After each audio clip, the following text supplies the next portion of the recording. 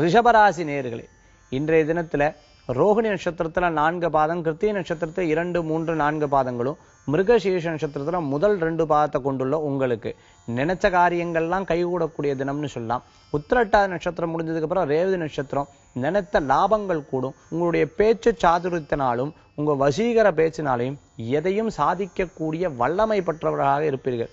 திருமண காரியம் எதிர்பார்க்கிறவங்களுக்கு நல்ல நல்ல செய்திகள் கூடி வரும்னு சொல்லலாம்.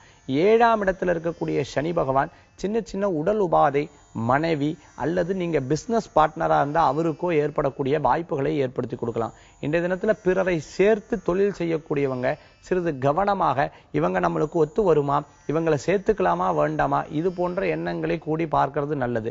யார்ட்டையாவது முழுமையான பொறுப்பை ஒப்படைக்கணும்னு நினைக்கிறவங்க யோசித்து செயல்படுறது விசேஷமான பலன்களை கொடுக்கும்னு சொல்லலாம்.